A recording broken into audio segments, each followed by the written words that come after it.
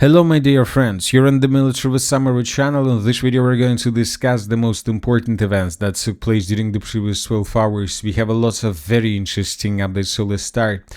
The energy truce has ended, and now the Russians have no obligations not to attack Ukraine with missiles and drones. Obviously, the Russians are not going to do this within the morning of the 1st of February of 2026. The Russians are going to wait. The Russians are going to wait for the results of meeting that is going to take place between Ukraine and Russia later today, on the territory of the United Arab Emirates. The Russians are waiting for an answer. The Ukrainians are going to be asked just with one simple question, whether the Ukrainians are ready to withdraw their positions from the rest of Donbas or not. But according to information we have, according to media, Ukraine is not going to give up Donbas and the Zaporozhye nuclear power plant. At least today this was stated by the president of Ukraine, Zelensky. Zelensky stated in advance that the Abu Dhabi talks would not yield results. Territorial issues cannot be resolved solely by technical teams, he told Prague International. Without direct contact at the leadership level, it will be impossible to reach an agreement on territorial issues. The territorial issue will be key at the meeting in Abu Dhabi on February 1st, where delegations from Ukraine and Russia will gather. Thus, Zelensky is making it clear in advance that no agreement on territorial matter will be reached, their Kyiv media reports. So this is a very important statement, but of course this is just the position of Zelensky, thus he is the president of Ukraine, but the Russians will wait for the end of the meeting on the territory of the United Arab Emirates. And after this meeting, the Russians will decide whether to attack Ukraine, whether to attack objects of energy infrastructure or not. Meanwhile, another meeting ended on the territory of the United States of America in Miami.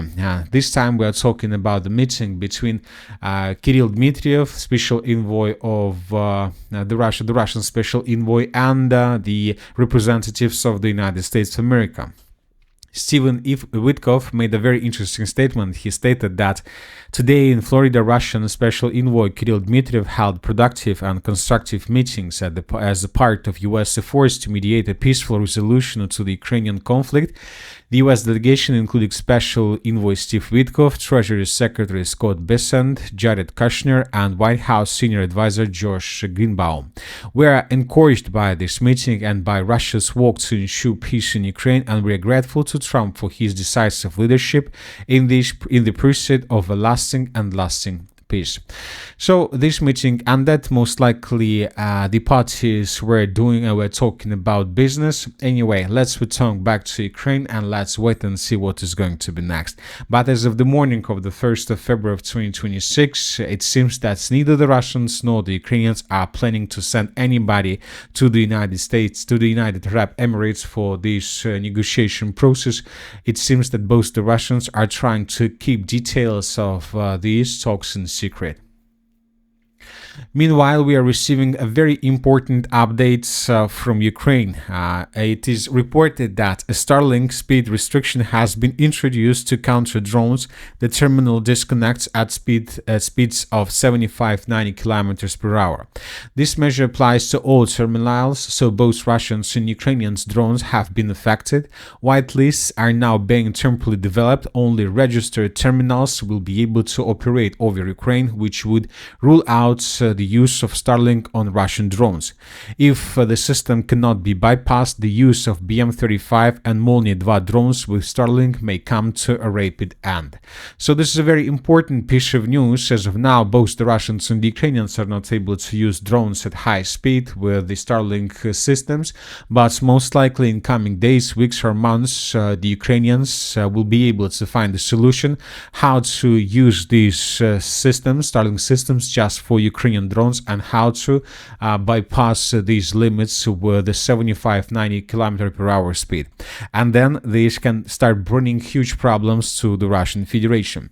I would like to remind you that since the beginning of January, we received dozens or maybe even hundreds of videos published by pro-Russian sources of how they were using these drones with the Starlink terminal, BM-35 and Molniya 2 drones, and how the Russians were attacking objects of air defense defense infrastructure, how Russians were attacking aircraft through the entire territory of Ukraine with these drones. And during the January of 2026, that was a very big problem for Ukraine. And this is the way how they resolved this issue. They decided to cut Starlinks for drones, both for Russians and for Ukrainians.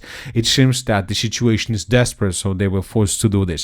So obviously that was a very big pain. As for the Russian analog of this system, the sources are saying that the Russian analog is not ready yet.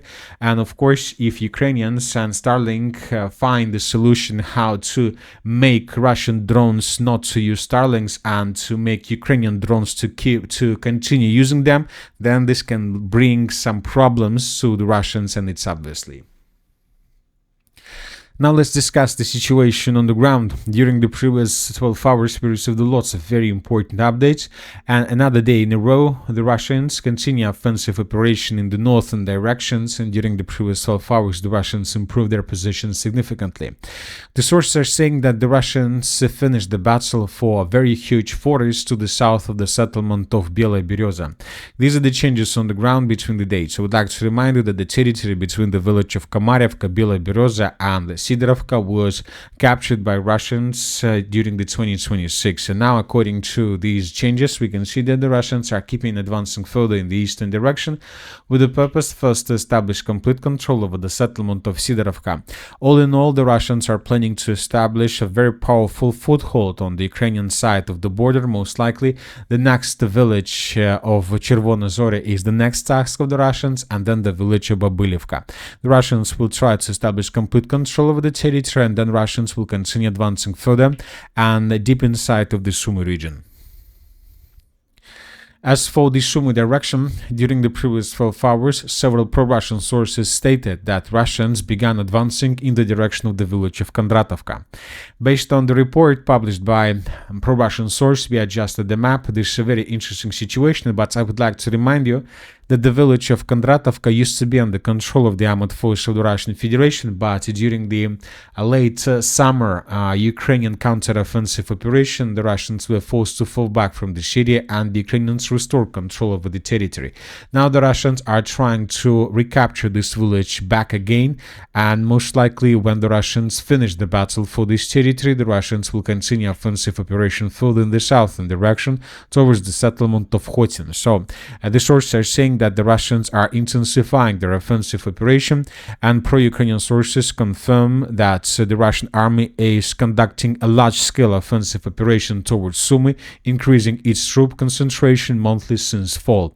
So lots of updates, lots of probably things we're going to see from this direction during the late winter and early spring military campaign. Another important area, another important direction is the Kharkiv direction. During the previous 12 hours, we received lots of updates and lots of changes. This morning, the group of forces north stated that the Russians, as a result of offensive operation, managed to establish complete control over the settlement by the name of Zelene. Based on the report published by the Russians, we have adjusted the map. So yesterday, if you remember, the several pro-Russian sources confirmed this information yesterday, and this morning, pro-Russian sources confirmed this information officially. So based on this report, we have adjusted the map. But I would like to point your attention that the village of Zelene used to be under Russian control, probably in 2024 when the Russians just started the Kharkiv offensive operation. This village was captured, but later the Russians were forced to fall back, and now the Russians recaptured the village once again. But this is a very important question, whether it's just the media offensive operation or the Russians are planning to advance further in the southwestern direction with the purpose to establish control over the settlement of Skuchna and then further in the southern direction towards the settlement of Veselaya. Because these control over the village of Zelene could be just a media attack, and the Russians improve their positions in this area just to get better and stronger cards before talks on the territory of Abu Dhabi. And when these talks finish, the Russians may leave this territory towards the settlement of Sirida. So everything is possible. We need additional information to understand what exactly is happening here. As for the most northeastern part of Kharkiv region, the Russians improved their positions around the village of Ovchansky Hutory. This information was confirmed by pro-Russian sources, and the Russians improved their positions in the most northeastern part of the region. The sources are saying that the Russians during the previous days established complete control over the settlement by the name of Krugle. But for another important video was published yesterday by pro-Ukrainians, and here we can see how Ukrainians counterattacked Russians in the area of the village of Nisterne. So currently there are very heavy clashes. The Ukrainians introduced additional forces. The Russians, as we can see, improved their positions around Krugle, but at the same time we start receiving reports that Ukrainians are trying to recapture territories they lost. So currently there are very heavy clashes. The Ukrainians are tasked not to allow the Russians to continue advancing further, and the Russians are tasked to establish complete control over the territory till the village of Varvarovka and till the river of Volcha. At the same time, the Russians continue their offensive operation in the area between the river Voskol and the border between Russia and Ukraine. During the previous days, additional changes on the ground were recorded. This is the situation by the end of January, and this is the situation at the beginning of the 1st of February. The Russians captured additional forest around the village of Odradne, and the Russians entered another huge forest in the area of the settlement of Kamenka. And from these changes, we can see that the Russians are planning to advance further in the direction of the settlement by the name of Kolodezne and in the direction of this logistic line. The Russians will try to cut this logistic line physically from the north and from the south. This will allow them to cut the settlement of Kolodezne in pincers, and then the Russians will try to establish complete control over the settlement as well. So we see that there are at least three directions where the Russians are active in the northeastern part of Kharkiv region, and the Russians all in all are tasked to establish complete control over the northeastern parts of the region until the Pechenegi water reservoir. As for the Kupiansk and Slaviansk direction, during the previous 12 hours, we haven't received almost anything. Just a very interesting article related to the situation with this additional protection nets above the road. The sources are saying that due to weather condition, different highways are temporarily closed due to strikes by FPV drones and due to problems with these protection nets that fell on the road. Another important thing is that Russians continue offensive operation along M3 road. We have changes, as you can see. This is the situation by the end of the January, and this is the beginning of February. The Russians control up to 30% of Minkovka, according to different sources, and we have this video.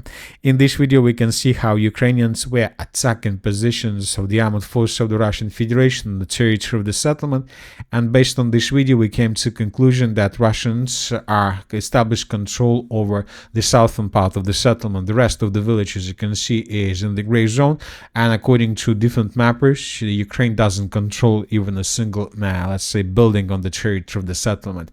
So based on this video, we have adjusted the map. We see that the Russians continue offensive. As for the Konstantinovka-Dobropolye direction, nothing special. As for the Zaporozhye direction, during the previous 12 hours, we received several videos published by pro-Ukrainian sources when they were attacking edge positions of the armed forces of the Russian Federation, and based on this video, we made a small adjustment to the map. So this is the situation by the end of the January, and this is the beginning of February. Just small correction to the north of the settlement of Gulyai-Polye, but nothing special. So this is the situation. Another important video is coming from the road M30, and this is another kill zone, another death road or living road. Here we can see lots of vehicles of the armored forces of Ukraine that were destroyed when the Russians were attacking them with BM-35 drone using Starlink. So once again, this was a game-changing weapon, but now the Ukrainians managed to find at least a temporary solution how to reduce the Russian capabilities in this sphere. But these drones made a lot of problems to Ukrainians during the previous several months.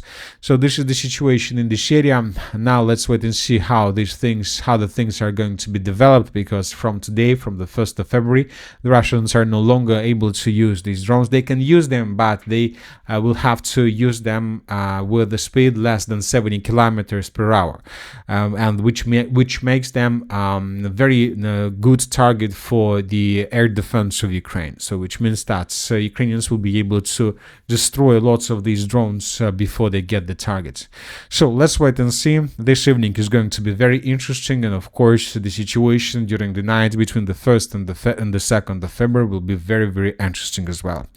And that's it for the short video. Military Summary channel reminds you condemn any violence in the world. Thank you for watching. Subscribe to my channel, put your likes, join my Patreon, and have a good day. Bye bye.